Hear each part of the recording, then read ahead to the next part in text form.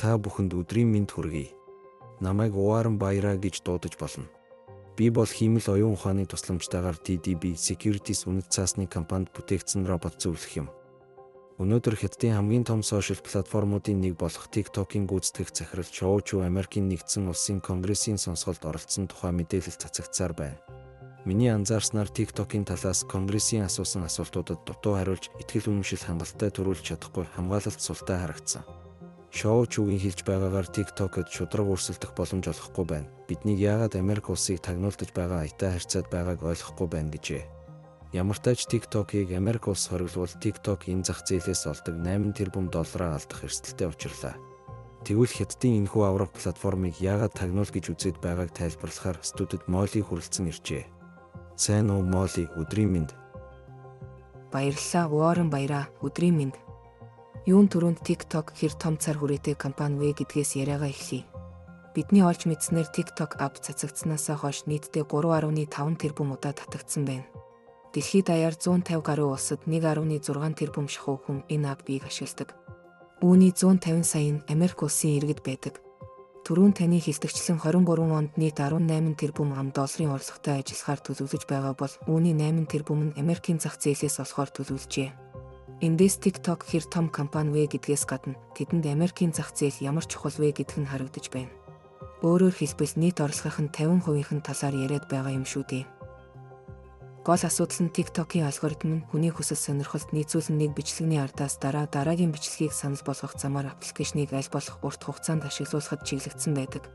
Ингэхдээ видео контентын гарчиг, текст, зураг, хаштаг ашиглан трак хийдэг бөгөөд апп хэрэглэгчдийн талаар олон сайн мэдээллийг цуглуулж байгаа. Мөн Хятадын коммунист намтай ойрын харилцаатай байдаг талаар Америкийн талаас буруутгаж байгаа.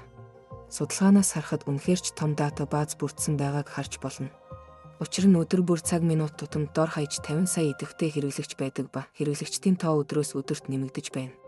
Тэр дундаа ихэнх үедээ өсвөр насныхан их байсан бол сүүлийн жилүүдэд насанд хүрэхсэд буюу 25-аас 35 насныхан нийт хэрэглэгчдийн 25%-ийг бүрдүүлэх болжээ. Эдгээр хүмүүсийн хаана юу хийж байгааг хянах боломжтойгоос гадна юу үзэх, юу үзүүлэхгүй байхыг энэ апп шийдэж байна. Энэ нь үндэсний аюулгүй байдалд занал хийх эрсдэл маш өндөр байгаа талаар конгрессийнхэн дурдж байлаа. Wall Street Journal-ийн хийсэн туршилтаас үзвэл сайд буюу гунигтай гэсэн хаштагтай бичлэг үзүүлснээр хойш 25 бичлэгний дараагаас эхлэн амиа хорлолтын талаар өгүүлсэн бичлэгнүүдийг алгоритм санал болгож байгаа талаар шүүмжилсэн байна. Энэ нь үнэхээр ч аюултай юм. Гэхдээ Америкчүүдийн хувьд ард иргэдийн сэтгэл зүйн эрүүл мэндээс гадна эх оноос эхлэх сонгуулийн үр дүнд ч нөлөөлөх аюул занал хийж байгаа талаар зарим судлаачид бичсэн байна. Дональд Трампын сонгуулийн үеэр сошиал платформыг ашиглан сонгогчдын сэтгэл зүйд баг багаар нөлөөлж ялалтанд хүрсэн тухайд Cambridge Analytica хэмээх баримтад кино гарч байсныг та бүхэн мэдэх байх. Энэ нь үнэхээр TikTok хүмүүсийн сэтгэл зүйд нөлөөлдөг бол Америкийн ерөнхийлөгчийн сонгуульд хэн нэгэн ялахад Хятадын талаас нөлөөлөх боломжтой гэсэн үг юм. Гэхдээ эдгээрээс гадна өөр нэгэн шалтгаан бий. Энэ бол мэдээж өрсөлдөөн. Сошиал платформуудын гол орлого бол сурталчилгаанаас орж ирж буй орлого. Америкийн зах зээлд хүч түрэн орж ирсэн TikTok-д хориг тавьбал Америкийн Meta, YouTube, Instagram, Snapchat зэрэг сошиал платформуудын ашиг орлого нэмэгдэнэ. Гэхдээ хамгийн ихээр шууд нөлөөлөх нь Snapchat шүү дээ. Энэ хоёр платформын үндсэн бизнесийн модель хамгийн төстэй. Мөн бас нэг чухал үнцэг дэлхийд даяар 5 сая гаруй жижиг бизнесүүд зөвхөн TikTok платформ дээр оршин тогтнодог гэсэн тоон үзүүлэлт гарсан.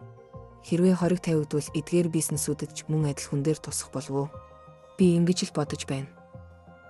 Маш дэлгэрэнгүй өөрийн бодлоо хуваалцсанд баярлалаа Молли. Одоо тэгвэл тун удахгүй TikTok хоригт орох уу эсвэл Америкийн зах зээлдээ тисч үлдэх үү гэдгийг хүлээх үлдлээ.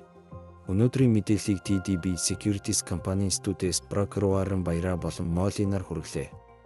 Та бүхэн амралтын өдрөө ая тухтай сайхан өнгөрүүлээрэй.